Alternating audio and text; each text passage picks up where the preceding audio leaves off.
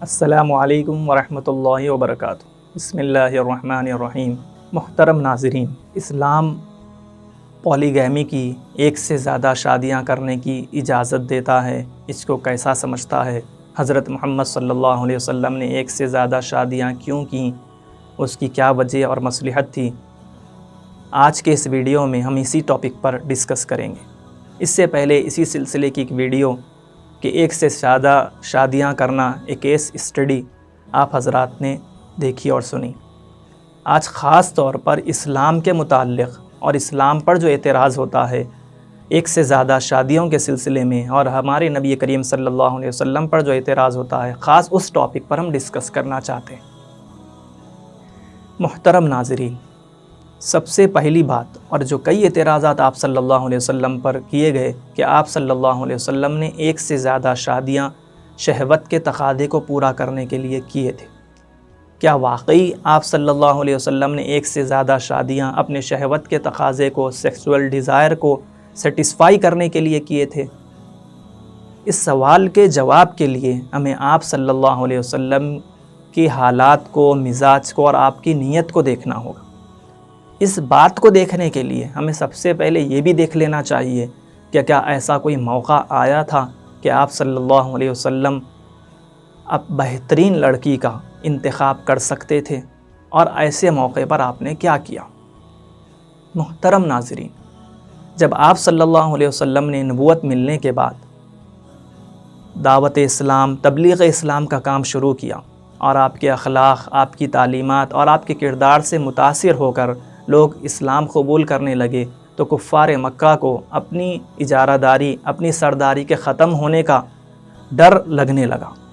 ان لوگوں نے آپ کے سامنے 3 آپشنز رکھے۔ اس میں سے ایک آپشن یہ تھا کہ آپ کی مکے کی، عرب کی بہترین خوبصورت لڑکی جس سے آپ نکاح کرنا چاہتے ہیں، تو آپ کو اس سے نکاح کر دیا جائے گا، آپ اپنا کام، دعوت حق کا کام، تبلیغ اسلام کا کام چھوڑ دیں۔ آپ صلی اللہ علیہ وسلم نے کام کا انتخاب کیا، عورت کو چھوڑ دیا۔ اگرچہ آپ یہ چاہتے اور آپ اس بات کو تسلیم کر لیتے، ہاں میں قبول کرنے کے لیے تیار ہوں، تو آپ کا نکاح ہو سکتا تھا بہترین لڑکی سے۔ پتہ چلا کہ آپ نے عورت پر اپنے کام کو ترجیح دی۔ اب اصل زندگی میں آتے ہیں۔ 25 سال کی آپ کی عمر ہے۔ 25 سال تک تو آپ کسی سے شادی نہیں فرماتے۔ 25 سال کی آپ کی عمر ہے، بہترین خاندان سے آپ تعلق رکھتے ہیں، آپ بہترین نوجوان ہیں، لوگوں میں آپ کی امانت داری، دیانت داری بھی مشہور ہے۔ اب ایسا نوجوان کیسی لڑکی کا انتخاب کرے گا؟ 25 سال کا نوجوان ہے، کنواری 20-25 سال کی لڑکی کا انتخاب کر سکتا ہوگا۔ بیوہ مطلقہ کا تو انتخاب نہیں کرے گا، لیکن آپ نے کس کا انتخاب کیا؟ 25 سال کی لڑکی کا، یا 25 سال کی بیوہ کا، یا 25 سال کی مطلقہ کا، یا پھر 40 سال کی لڑکی یا 40 سال کی عورت سے جب آپ نے نکاح فرمایا تو 40 سال کی عورت کنواری تھی یا کم سے کم مطلقہ نہیں تھی؟ ایسا کچھ نہیں۔ 40 سال کی عورت سے آپ نکاح فرماتے ہیں جو 2 مرتبہ بیوہ اور تقریباً 2 سے 3 بچوں کی ماں ہے۔ ایسی عورت سے آپ نکاح فرماتے ہیں، وہ بھی نکاح کا پیغام لڑکی والوں کی طرف سے آتا ہے، آپ اپنے بڑوں سے پوچھ کر نکاح کو قبول فرماتے ہیں۔ محترم ناظرین، ایک آدمی بہترین حالات سے ہے، تعلق رکھتا ہے، 25 سال کی عمر تک بیچلر لائف اس کی گزرتی ہے، تجرد کی زندگی ہے۔ اس کے بعد ایک عورت کا انتخاب ہوتا ہے، وہ بھی اپنے سے بڑی عمر والی بیوہ، تو یہاں پر شہوت کا پہلو کہاں سے آ سکتا ہے؟ پھر آگے بڑھتے ہیں۔ آپ جب تک حضرت خدیجہ رضی اللہ تعالیٰ عنہ موجود ہوتی ہیں، کسی اور عورت سے آپ نکاح نہیں فرماتے۔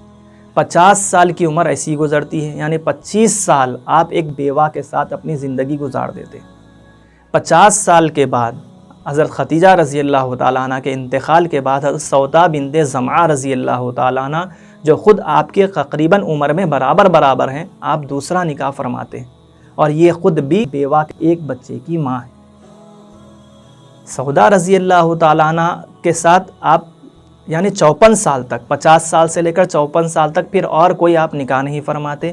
اسی مطلقہ کے ساتھ اور یہ سودا رضی اللہ تعالیٰ عنہ کے ساتھ ابھی آگے بھی آپ رہتے ہیں، لیکن 54 سال تک آپ کوئی دوسرا نکاح نہیں فرماتے۔ 54 سال کے بعد یعنی 54 ایئرس کے بعد اب مزید نکاح اب فرماتے ہیں۔ پہلے نکاح مکہ مکرمہ میں رہتی ہی حضرت عائشہ سے ہو جاتا ہے، لیکن وداعی مدینہ منورہ میں آنے کے بعد ہوتی ہے۔ تو پھر 54 سال سے لے کر 58 سال یعنی 54 سے لے کر 58 تک مزید آپ 4 نکاح فرماتے ہیں۔ ان 4 نکاحوں میں 3 بیوہ ہیں اور ایک ان میریڈ گرل ہے۔ پھر 58 سے 59 اور 60 ایئرس کی عمر میں آپ مزید 5 نکاح فرماتے ہیں، اس میں 4 بیوہ ہیں اور ایک ڈائیورسی، ایک مطلقہ ہے۔ تو جس پر شہوت پورا کرنے کا الزام ہے اس کے نکاح کس اعتبار سے ہو رہے ہیں ہمیں دیکھنا چاہیے۔ پھر 60 ایئرس کے بعد تو آپ کا کوئی نکاح نہیں ہوتا، آپ کوئی نئی شادی نہیں فرماتے۔ اب آپ اندازہ کریں کہ جو اصل شہوت والی زندگی ہے، جذباتی زندگی ہے، جس میں انسان اپنی خواہشات کو پورا کرنا چاہتا ہے، اس میں تو آپ پورے بیواؤں کے ساتھ آپ کی زندگی مکمل ہوتی ہے۔ جب آپ نکاح فرماتے ہیں، اصل آپ کے نکاح جو زیادہ ہوئے ہیں وہ 54 سال کے بعد ہوئے، جو 8 سے 9 تقریباً نکاح ہوئے ہیں۔ تو پھر وہ بھی کس سے نکاح ہو رہے ہیں؟ جو کئی بعض بیویاں تو آپ کی وہ ہیں جو 3 مرتبہ 3 کی بار کی مطلقہ ہیں، 3 شوہر سے 3 نکاح ان کے اس سے پہلے ہو چکے ہیں، اور ایسے شخص پر الزام لگایا جا رہا ہے کہ جو اپنی شہوت پورا کرنے کے لیے آپ نے نکاح فرمایا۔ تو اس سے ہی ہمیں اندازہ ہوتا ہے کہ آپ کے نکاح شہوت کو پورا کرنے کے لیے تھے یا پھر کسی اور وجہ سے۔ اب سوال یہ پھر پیدا ہو جائے گا، پھر جب شہوت پورا کرنا ہی مقصد نہیں تھا، عورت آپ کی ضرورت نہیں تھی، تو پھر آپ نے کئی نکاح کیے کیوں؟ اب اس سلسلے میں سب سے پہلی بات یہ ہوئی کہ آپ صلی اللہ علیہ وسلم، ایک چارٹ کے اندر بھی ہم یہ بات آپ کو بتلا رہے ہیں، اب جو اسکرین پر آپ کو دکھ رہا ہے، 25 سال کی عمر ہے، ایک بیچلر لائف ہے، ایک اب تک کوئی نکاح نہیں ہے۔ اس کے 25 سے 50 سال کی عمر ہے، صرف ایک بیوہ سے آپ کا نکاح ہے۔ پھر 50 سے 54 سال کی عمر ہے، پھر ایک ہی بیوہ کے ساتھ اب ہیں۔ اس کے بعد آپ نکاح کرتے ہیں 54 سے 58 سال کی عمر تک، جس میں 3 بیواؤں سے اور ایک ان میریڈ گرل سے آپ کا نکاح ہوتا ہے۔ پھر 58 سے 60 سال کی عمر ہے، آپ 4 بیواؤں سے اور ایک مطلقہ سے نکاح کرتے ہیں۔ پھر 60 سے 63 تک آپ کا کوئی نکاح نہیں ہوتا، آپ چارٹ کے اندر بھی اس کو دیکھ سکتے ہیں۔ پھر اصل اب کیا وجہ تھی کہ آپ نے کئی نکاح کیے؟ تو اس میں ہمیں آپ کی ذاتی زندگی کو، جیسا ہم دیکھ رہے تھے کہ آپ کی تعلیمات میں اور آپ کی ذاتی زندگی میں شرم و حیا، عفت و پاک دامنی کا بڑا دخل ہے۔ جہاں آپ نے اس بات سے منع فرمایا کہ کسی غیر محرم پر نگاہ نہ پڑے، وہیں آپ نے یہ بھی فرمایا کہ کوئی غیر محرم اور اجنبی مرد اور عورت ایک جگہ پر جمع نہیں ہونا چاہیے۔ اسی طرح آپ نے پوری زندگی میں کبھی کسی غیر محرم عورت سے مصافحہ نہیں فرمایا۔ بیعت کرنے کے لیے بھی آپ نے کسی غیر محرم عورت کا ہاتھ میں نہیں لیا۔ اس سے آپ کی پاک دامنی کا اندازہ ہو سکتا ہے۔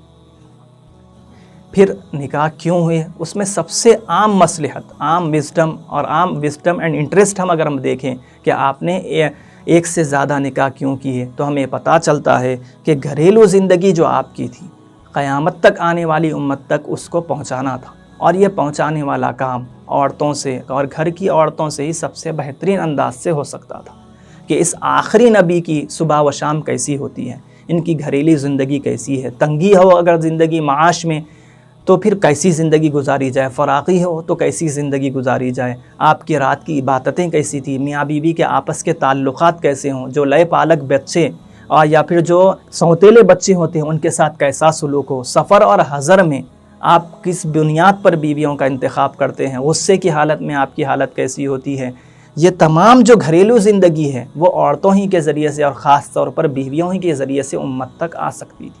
تو سب سے بنیادی مصلحت، حکمت، وزڈم یہی تھا آپ کے نکاح کا کہ لوگوں کے اندر اور امت تک، قیامت تک آنے والی امت کے اندر آپ کے نکاح اور آپ کی زندگی کو لوگوں کے سامنے لایا جائے۔ محترم ناظرین، یہ تو ایک بنیادی بات ہو گئی۔ اس بات کو آگے بڑھانے سے پہلے ایک اٹریکٹیو پوائنٹ بیچ میں سامنے آپ حضرات کے سامنے لانا چاہتے ہیں، وہ یہ ہے کہ آپ نے ہر حیثیت والی عورت سے نکاح فرمایا، یعنی عورتوں کی جو حیثیت ہو سکتی ہے، جو اعتبارات ہو سکتے ہیں، اور اس کے اندر ہر اعتبار والی عورت سے آپ نے نکاح فرمایا۔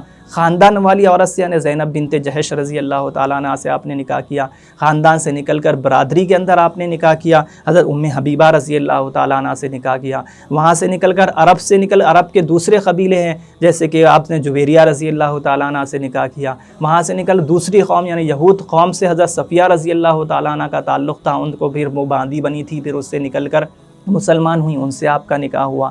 یہ ایک حیثیت ہو گئی قوم قبیلے کے اعتبار سے۔ مال کے حیثیت سے آپ نے اپنے سے زیادہ مال والی سے بھی نکاح کیا، حضرت خدیجہ رضی اللہ تعالیٰ عنہ سے نکاح ہوا، اپنے سے کم مال والی حضرت صفیہ جو باندھی تھی ان کو آزاد کر کے ان سے نکاح ہوا، اپنے سے برابر مال والی حضرت سودا رضی اللہ تعالیٰ عنہ سے آپ کا نکاح ہوا۔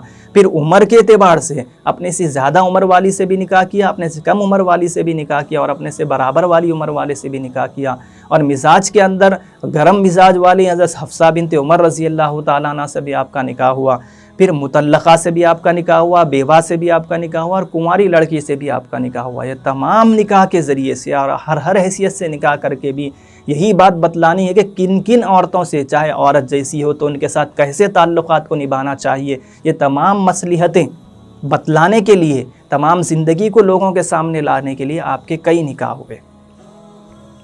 پھر اگر الگ الگ ہم دیکھیں تو موٹے موٹے طور پر اگر ہم دیکھیں تو پتہ چلے گا کہ عام طور پہ نکاح قبیلوں میں، شہروں میں اور تعلقات کو مضبوط کرنے کے لیے بھی ہوئے، جیسا کہ حضرت حفصہ اور حضرت عائشہ رضی اللہ تعالیٰ عنہ سے جو آپ نے نکاح فرمایا ہے، ابو بکر و عمر رضی اللہ تعالیٰ عنہ جو بعد کے سب سے آپ کے پہلے جانشین بنے ہیں، جو سب سے قریبی لوگ تھے، ان سے آپ کے تعلقات مزید مضبوط ہوئے۔ اس کے بعد جو مزید دو خلیفہ بنے حضرت عثمان اور حضرت علی رضی اللہ تعالیٰ عنہ، تو ان لوگوں سے بھی نکاح کے ذریعے سے، یعنی اپنی بیٹیوں کا نکاح کر کے آپ نے ان کے ساتھ تعلقات کو مضبوط فرمایا۔